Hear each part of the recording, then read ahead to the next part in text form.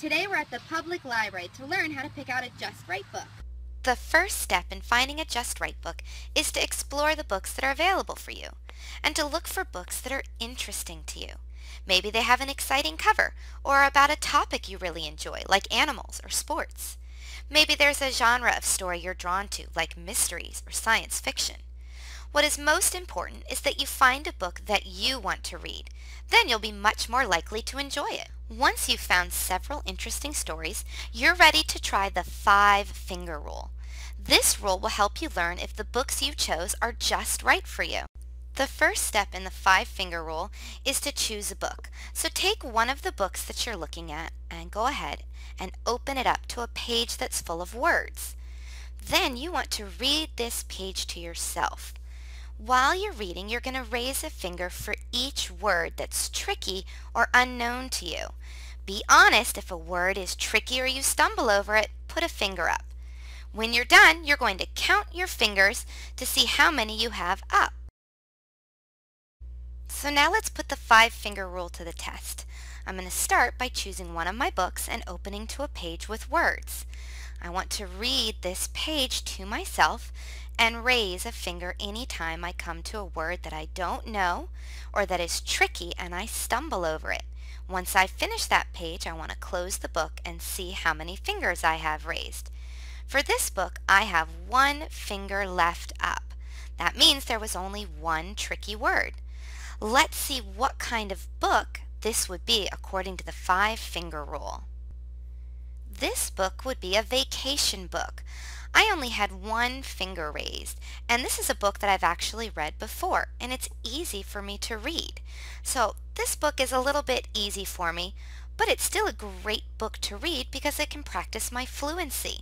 That's why we call it a vacation book. It's a book you might read if you were on vacation. Now let's try the 5-finger rule with a different book that I've chosen. Again, I want to open up to a page with many words and take my time and read through. Whenever I come to a tricky word, a word that I've never heard before, or even a word where I don't know what it means, but I can still read it, I want to raise a finger. When I get to the end of the page, I want to see how many fingers I have up. It looks like when I finished this book, I had all 5 fingers raised. I wonder what kind of book this will be according to the 5-finger rule. Let's look and find out.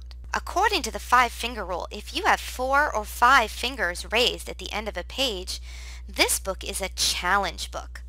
A challenge book will usually be a new book, a book you haven't read before. It can be confusing or even frustrating to you as you're reading. Does that mean you shouldn't read this book? No, it means you might need help reading this book. This would be a great book to read with a parent or a friend who's a better reader than you are right now. You can learn a lot by listening to others read to you. I still haven't found a Just Right book yet, but I have 1 book left to look through. I'm going to go ahead and open to a new page, read carefully, and raise a finger for any words that I don't know. Remember, it might be a word that you can't read. It might be a word that's brand new to you where you don't know what it means, or it just might be a word that tricked you up for a few seconds. Let's see how many fingers I had raised. I wonder what kind of book this will be. I finally found my Just Right book. I only had a few fingers raised.